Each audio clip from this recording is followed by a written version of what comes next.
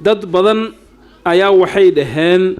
sheekhan nabiga calayhi salaatu wasalaam ayuu caayay naga jaahil bixi sheekhow waxaad tiri nabiga ayaa injir gashay waa su'aal fiican si fiican u dhageysta jawaabteeda nabigeena sallallahu alayhi wa alihi wasallam dadka waxa ugu jeclaa saxaabadiisii ugu jeclaa wixii ay nabiga ku sheegeen sallallahu alayhi wasallam annagana waa ku sheegaynaa wax nabi maxamed saxaabadiisu ay ku sheegeen ceeb ma aflagaadana ma meel kaga dhacna ma bay idin la tahay Aisha oo nabiga xaaskiisii uu jeclaa iyaduna jeclayda in nabi maxamed caayis Anas ibn Malik oo nabiga khaadimkiisii 10 sano u khidmeynay inuu nabiga ku sheegay wax duritaan ma idin la tahay maya sidaas daraadeed mas'alada fahamkeeda la khalday wadaadana si khalada u isticmaalay dadkana kullu gooyay oo si khalada muxuu ahaayay u fahansiiyay mas'aladu waa basiit wayna fududahay siday u soo aroortay hadii loo fahmo حديث دورة كسارت حديث كوباد وحديث كصحيح البخاري كياله أنس بن مالك بن نبي كورينيا قبل لي هذا أم حرام بنت ملحان أي نبي جوري جاده يم صلى الله عليه وسلم مركو جوري جاده من حديث دارويه أيو يرى سحدي تماها النبي صلى الله عليه وآله وسلم أي وحي باللوذي إنه كسم يسفلي عليه فلي تكساسوليه فليغاسي markay culimadu ay sharxayaan waxay leeyihiin waxay ka baadhaysay injir bay ka baadhaysay yaa yiri sidaas waxa ku fasiray Imam an-Nawawi waxa ku fasiray Ibn Hajar waxa ku fasiray Qastalani waxa ku fasiray Ayni waxa ku fasiray Ibn Hajar Ibn Taym Ibn Hajar al-Haytami waxa ku fasiray Manawi أي مدي حديث كفسرتي بأساق كفسرتي ميت كدو باجرة سنك وحا كوي من حديث عائشة وحال ويدي النبي قوري سمركو تشوغ سيبوها وحي تيري بني آدم بوها بشر بوها قوري سو كأديغي تشري ريركي سو كالمين تشري مردي سو النبي صلى الله عليه وسلم انشرت كقوري تشري وفير صدا عائشة رهيس ما شيقوم الماء وعائشة ونبي حاسكيسية هذا ترى هذا النبي عيدينا إذن تالله أنا واحد يقول هاي ستان ما حد أف صومالي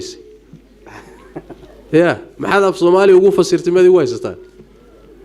عائشة سيدنا صلى الله عليه وسلم رضي الله تعالى عنها النبي صلى الله عليه وسلم وحي كل شيء يسا تواضع عيسى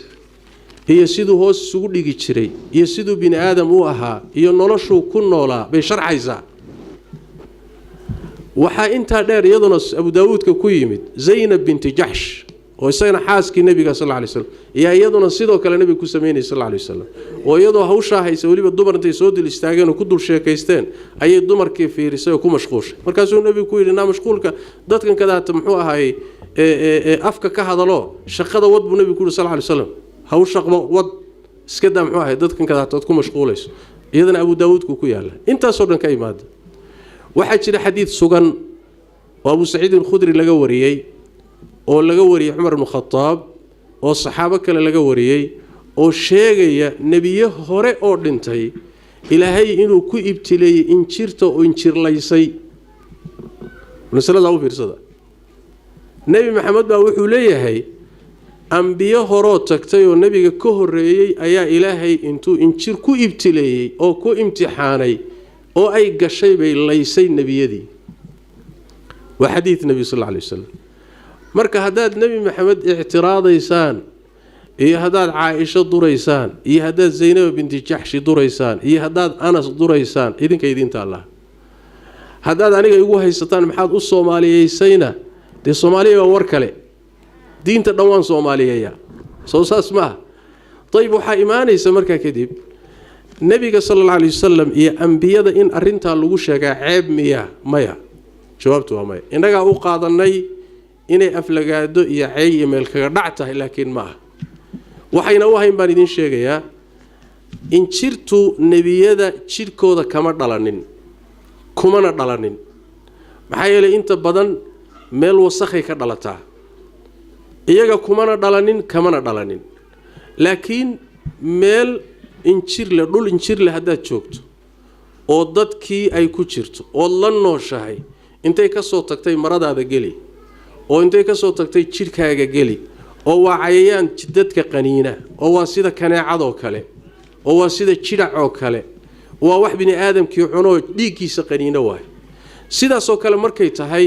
kama dhalanayso axaadiistaasi in la sugo in nabiga sallallahu alayhi wasallam la yiraahdo yani wax weeyaan ama wasakh buu lahaa laana waa dambi weyn waa culus tahay in la nabiga sallallahu alayhi wasallam urbuu lahaa waa dambi culus sax maaha waa udgayay nabigeena sallallahu alayhi wasallam nadiif buu ahaa waana udgahayay laakiin waxan waa cayayaan dhulka jooga waa cayayaan saxaabadiisa ku jira yani wax weey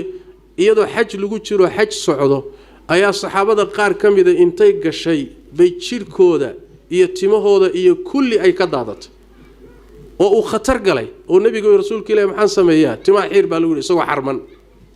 masaajidka nabiga sallallahu alayhi wasallam waxa sugan inay injirtu ku noolayd ay sugan tahay oo saxaabada qaar kamida xataa ay ku dili jireen oo iyagoo salaada ku jira intay fuusho ay dili jireen marka bi'ada ayay ku noolayd haday bi'ada ku noolayd nabiguna bi'adu ku dhex noolaa wax nas oo dhahaya nabiga sallallahu alayhi wasallam cayayaanka noocaasi uma dhawaan karo agtiisana ma mari karana lama hayo bini aadam buu ahaa bashar buu ahaa sida bini aadamku u noolaa cayayaanka bini aadamka dhiba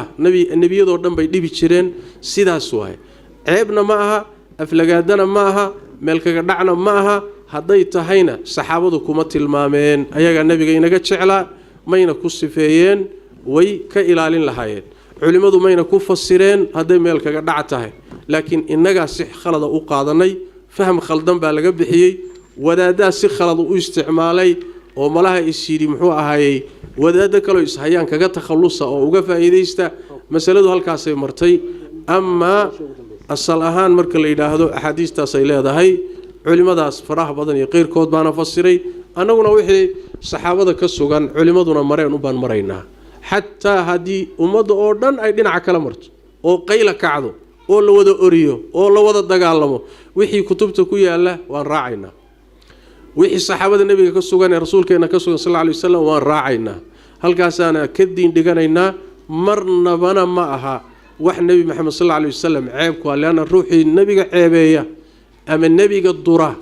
أما النبي حمان كشة جاي إنه قالوا بيشكي مله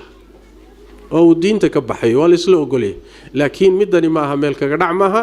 صحابتي سبا كسفية أنا ونوحي صحابة وشيئا نبغى نفسرني